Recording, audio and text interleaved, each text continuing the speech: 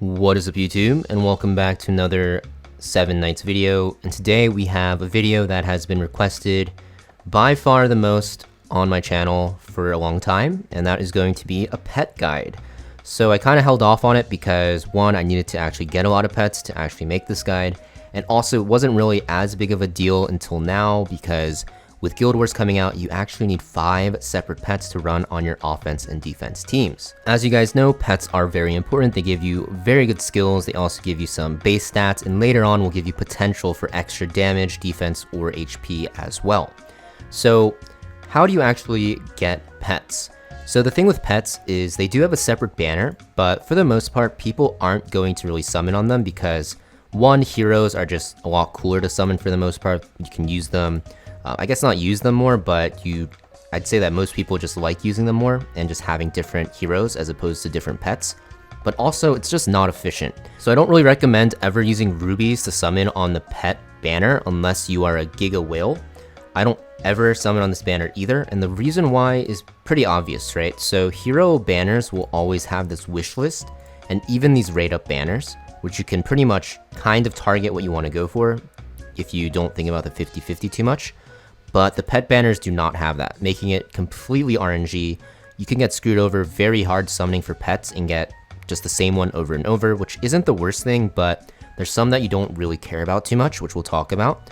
But the fact that you can't wishlist or is there a banner for it just makes it so that it's not really worth summoning with your rubies. Of course, you do get these pet summon vouchers, so this is like the only time where you'll be summoning on it. You get these from doing like adventure, like quests in adventure, you get it from tower and stuff like that, and just like random sources like check-ins. So for the most part, that is how you're going to want to get your pets.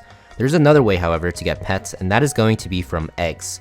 So if you actually have this daily power-up support for $3.99 a month, you can immediately hatch pet eggs. Otherwise, you'll have to wait and hatch them over time, which is fine if you have patience, but I don't.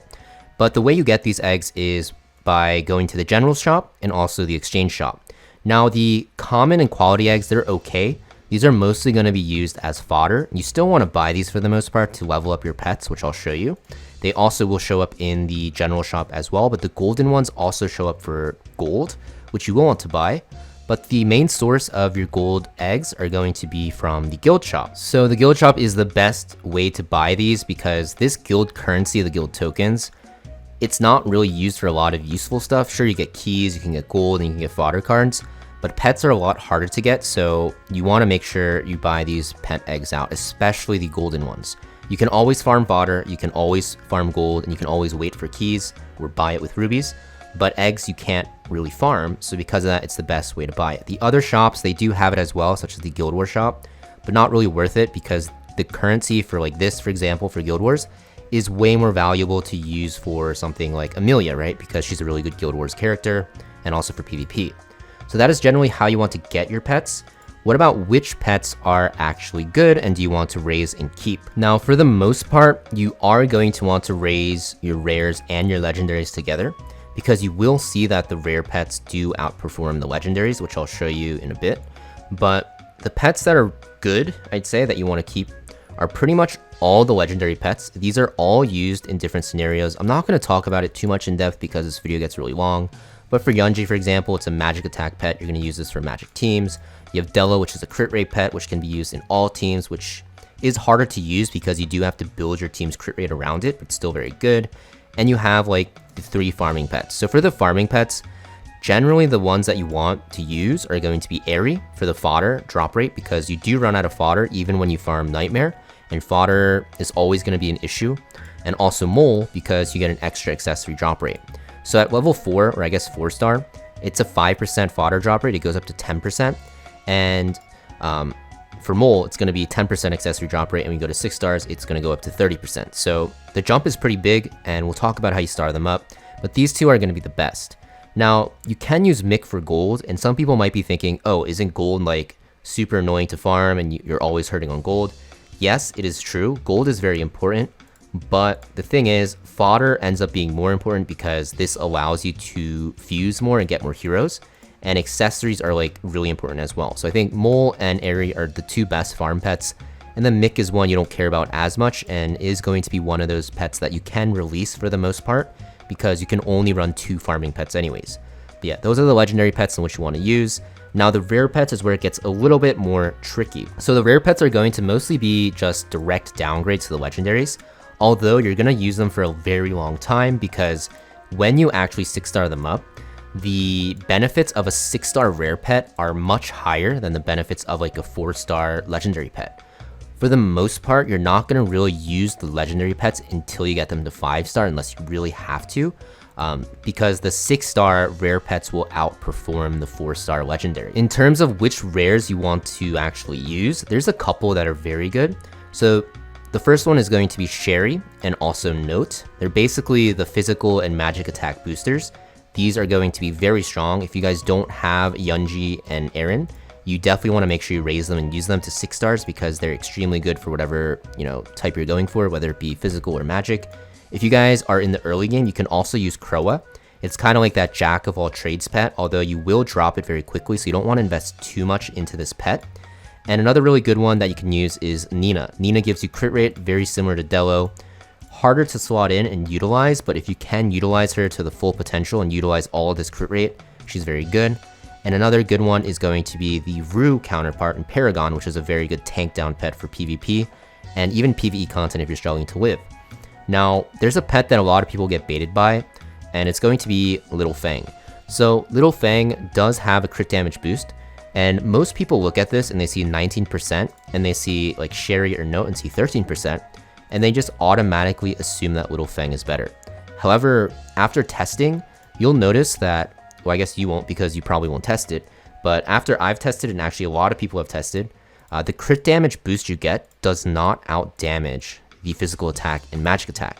So because of this, you don't really want to invest into it. Yes, you could say, oh, well, can I use this for both, the physical and magic teams? It is true.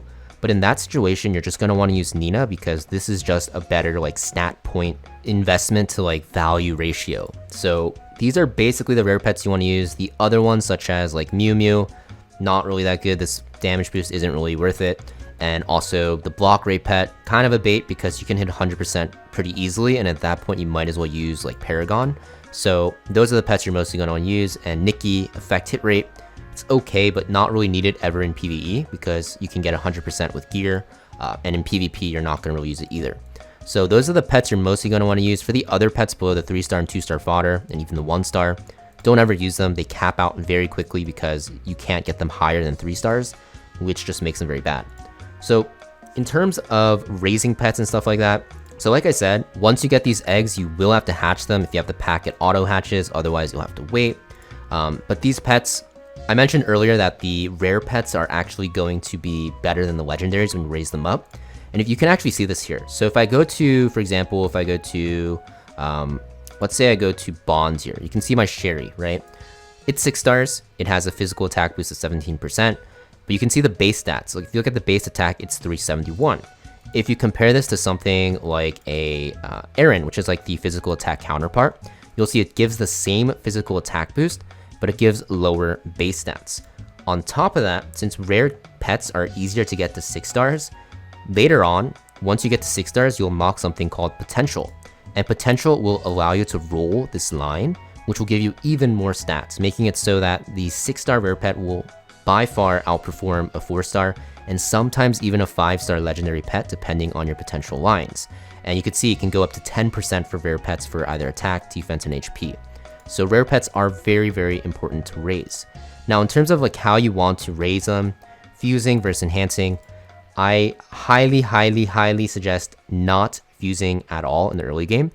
And the reason why is because 1 and 2-star fodders, when you fuse them, they only turn into 3 stars or 2 stars.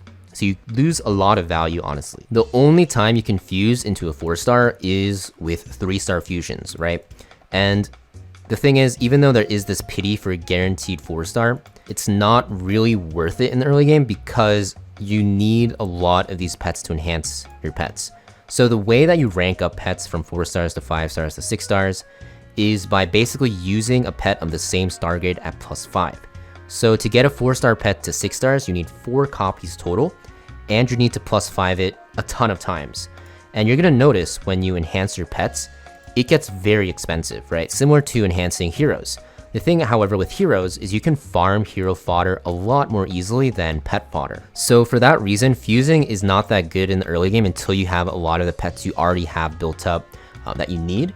And because of that, you're just going to want to mostly enhance with it. Now, in terms of being the most efficient, I recommend using your 1-star and 2-star pet fodder, which you'll get a lot of for 4-star pets, because you can see it's 10% for 1-star and 25% for 2 stars.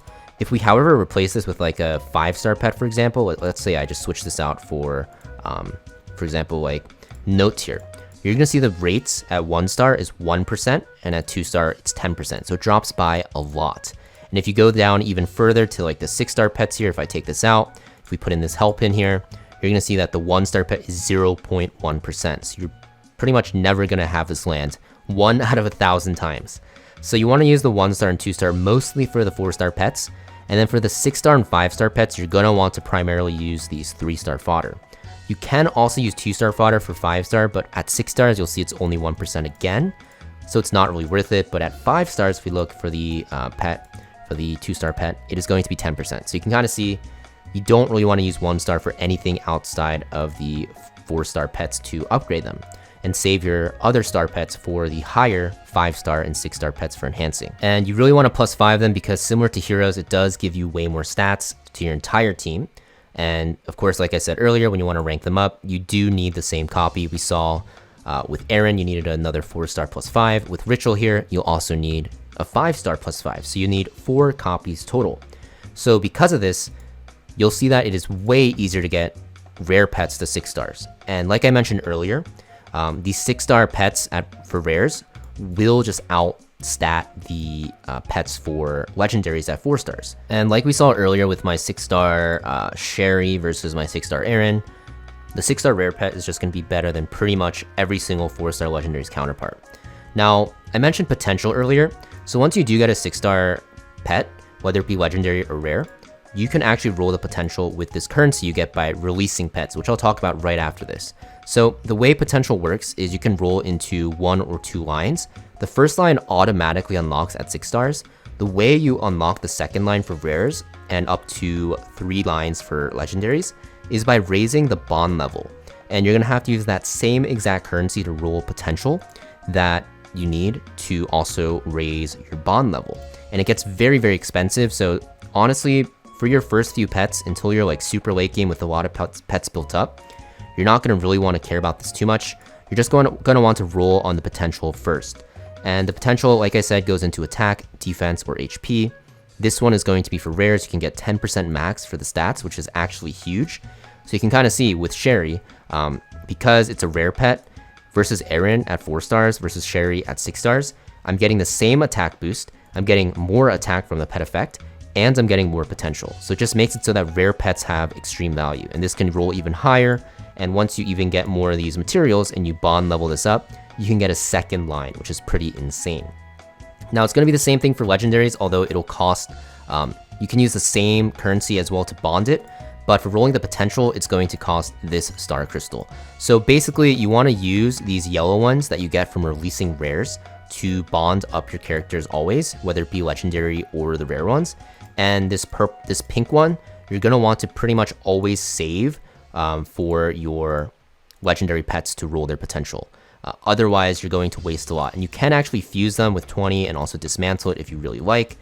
But that's really up to you if you have a lot of excess, which you probably won't until a lot later. Now, the way you get this material is by spending money or by releasing. So if you release like a legendary pet, for example, you can see you get 3 of the pink ones for legendaries and stuff like that. And for the rares, you get 3 of the yellow ones for rares and for bonding up. You're not going to really want to release too much in the early game because you do need a lot of pets built up. So I don't really recommend doing it, but if you do end up releasing to get those currencies, you're going to want to do it on the pets that are generally bad. So Mick is like the number one to release for legendaries because you can only use 2 legendary farming pets anyways on your 2 nightmare farming teams. So Mick is kind of that odd one out, so you kind of just use him as fodder. And another good one could be something like Little Fang, it can be Nikki, it can be Croa even, it can be Mew Mew, right? Stuff you don't use, even Helpin, so you can get those currencies that way. And those are the pets that I actually recommend foddering. Now, like I said, you definitely want to make sure you raise up a lot of your rare pets and your legendaries. I know it's very complicated, but it's very important to raise as many as you can that are good, because you will need, like I mentioned earlier in the video, 5 different pets to use. Because with the addition of Guild Wars now to Global, you actually need 5 pets for 5 different teams, and you can't even use the same pet on offense once you use it once. So definitely important. But just a pretty simple pet guide. Didn't want to go too in depth because it is a very confusing topic, but it's just very important to know how you want to power them up, whether it be using the 1-star or 2-star for the 4-star pets, or the 3-star fodder pets for the 5-star and 6-star pets. And just know that you need 4 dupes to actually 6-star it, and the 6-star rares are very strong in this game, especially even into the late game actually, until you get like a lot of pets, which happens a lot later down the line. But yeah, thank you for watching, guys. Just wanted to make this video because a lot of people have no idea what they're doing with pets, and it's pretty normal because it is very confusing. Hopefully this helped you guys out a bit, and I'll see you guys next time.